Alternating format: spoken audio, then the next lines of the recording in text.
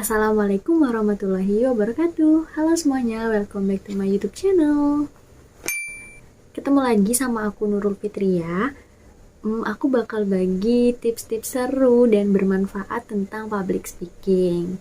Oh iya, sebelumnya gimana nih kabar teman-teman di rumah? Semoga selalu sehat dan tetap patuhi protokol kesehatan ya. Teman-teman, aku mau tanya deh, kalian ada nggak sih yang pengen gitu jadi seorang public speaker atau motivator? Pastinya ada dong. Aku harap cita-cita kalian tercapai dan kalian terus berusaha dan semangat untuk belajar tentang public speakingnya.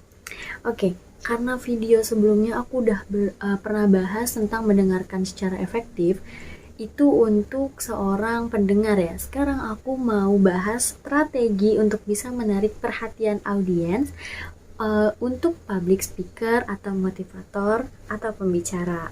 Udah gak sabar kan apa aja? Yuk simak. Strategi yang pertama ada tell a story. Siapa sih seseorang yang gak suka cerita, baik dia mendengarkan ataupun dirinya sendiri yang bercerita. Nah di sini strategi pertama ini membuat si public speaker itu membawakan topiknya secara bercerita. Diharapkan pendengarnya itu bisa memahami karena struktur cerita itu sangat mudah dimengerti. Ada bagian awal, tengah, dan akhir. Strategi yang kedua ada refer to reason or historical event. Di sini maksudnya si public speaker itu mengaitkan topiknya itu dengan kejadian di masa lalu atau di masa sekarang. Strategi yang ketiga ada refer to previous speeches. Di sini maksudnya misalkan nih kita berpidato atau berbicara setelah public speaker yang lainnya. Jadi kita nomor urut 2 nih misalkan ya. Nah, di situ kita kan nggak tahu ini apa sih yang mau dia bicarakan. Setelah dia berbicara pada audiens, ternyata topiknya dia tuh sama topik yang kita siapkan. Nah, teman-teman nggak perlu khawatir. Seorang public speaker bisa pakai strategi ini untuk menarik audiens. Jadi kita mengaitkan atau merujuk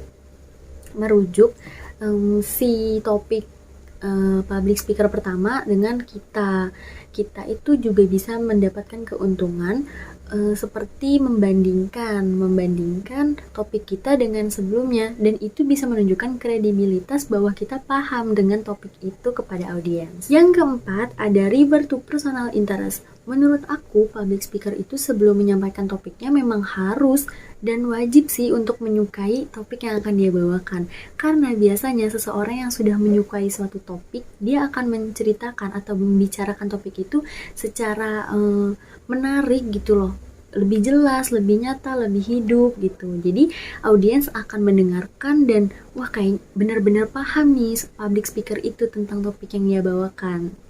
Strategi nomor 5 ada use telling statistic. Maksudnya di sini kita bisa membawakan suatu informasi yang berupa data-data statistik yang akurat.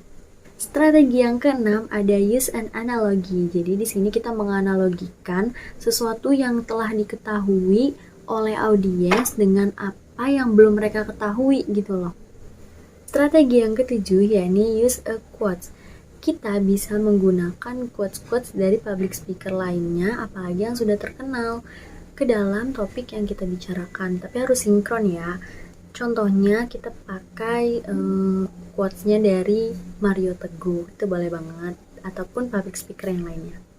Strategi yang ke-8 adalah use a question. Nah, di sini menurut aku merupakan strategi yang sangat efektif ya.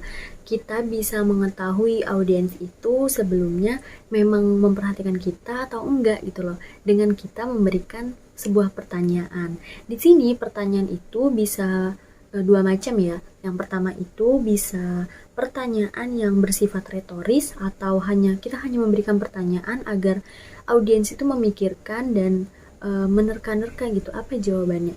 Nah, yang kedua bisa pertanyaan yang memang ingin dapat jawaban dari audiens. Nah, di situ menurut aku merupakan strategi yang sangat efektif agar audiens memperhatikan kita. Strategi yang terakhir, yang ke-9 ada use a humor.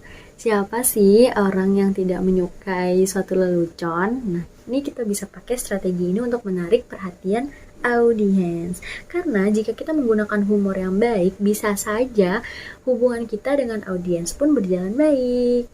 Nah, teman-teman, itu dia 9 strategi yang biasanya public speaker pakai ketika menarik perhatian audiens.